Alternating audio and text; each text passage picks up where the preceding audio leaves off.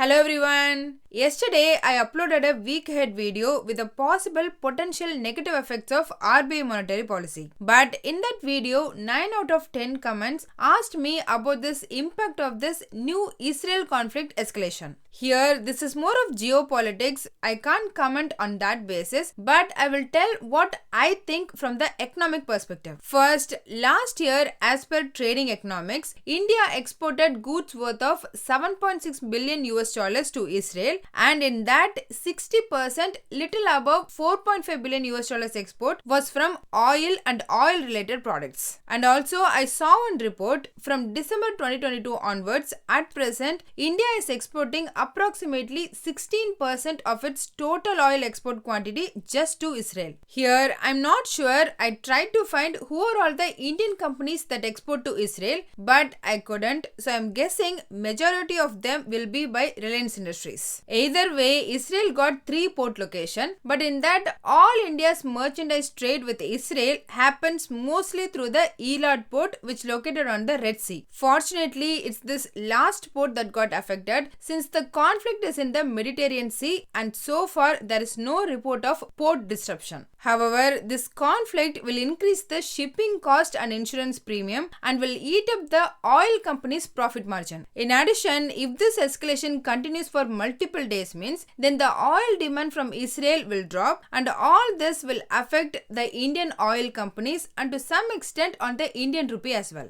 So, however market may react today, I don't want to sugarcoat it saying that this is not as major issue as Russia's conflict and all. As per the export data, this is what I am thinking. At present, if we are still exporting 16% of total oil export just to Israel means, then it's a huge deal for India. And if the escalation continues for multiple days, then India needs to find new export partner for its excess oil production. As a summary, I think it's clearly negative for oil companies. Here, I may be wrong as well. In addition, to the same extent, it's negative for jewelry business as well, since near worth of 2 billion US dollars we trade between Israel. And to some lesser extent, it's negative for defense stocks as well. Anyway, now let's discuss about the US market and we will compare it with the US future market. On Friday, before their market opening, US Bureau of Labor Statistics released the report about the non-farm payroll data, unemployment data, and the average hourly earnings increase on month-on-month basis. First, non-farm payroll data. For September month, it increased by 3,36,000, which was significantly above the expectation 1,70,000, and also above the August month data little over 2 lakh new jobs. This is clearly market don't want. However, the unemployment rate, which comes as 3.8%, and it was higher than the expectation. And the average hourly earnings on month-on-month basis increased just 0.2%, which was the lowest value in the last 18 months. Basically, unemployment rate is the important macro that Fed will consider for the rate hike decision rather than the number of new jobs added, and this hourly earnings data will have a direct impact on the inflation. So, these two main macro data outweighs this jobs data. And even the Fed interest rate prediction tool, its probability of future rate hike in the upcoming November month dropped from around 30% before to below 18% after the data release. All these made all 3 major index to trade and close significantly positive. At the end of the day, Dow Jones increased by 0.87%, S&P 500 up by 1.18%, and Nasdaq rallied positive 1.6%. Regarding VIX, it dropped from 18.5 to around 17.5.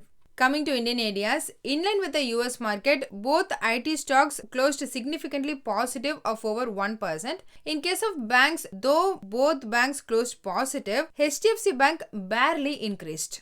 And also, I explained my reservation with respect to RBI policy in the last video, why I think that present RBI policy will reduce the profit margin etc. under all. Again, I don't want to bore you guys with the same information, but recommend to see the video without fail, at least for the first 4 minutes. Anyway, back to US market. So these ADRs numbers, for now, I don't consider it showing negativity. Moving on, about GIFT Nifty on Saturday morning, it closed at 19,770. As usual, equating it to our spot market, it shows that Nifty to open positive or gap up of over 100 points. However, at present, all American future market is trading in negative of around 0.6%. Basically, on Friday, Dow Jones increased approximately 290 points. This future market today wipes out nearly 190 points. So, the net positive from Friday is just 100 points. That Dow Jones positive 100 points, roughly we can equate it for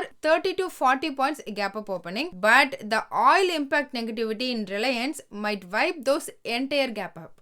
And if analysts realized that this RBI policy will create the bank's margin problem that I explained, might push the Nifty to negative. I hope I am wrong. Let's see. So that's all about the global market. Now let's discuss the stock specific ones. First, about TCS. On Friday, they announced that their board directors are considering a proposal for shares buyback, which they will decide on October 11th. But for now, this news is positive. Second, about Reliance Industries. I know there are some negativity around oil export disruption, but it also got one positive news. Abu Dhabi Investment Authority announced that they will invest approximately 5,000 crore rupees in Reliance Retail at pre-money equity value of 8.39 lakh crore rupees. Just for info, at present, Reliance Industries market cap is around 15.7 lakh crore rupees. This 8.39 lakh crore rupees pre-money equity valuation for just the Reliance Retail alone is a huge deal. This will make the investors to upgrade their Reliance target price. So let's see which outweighed which, O2C business disruption or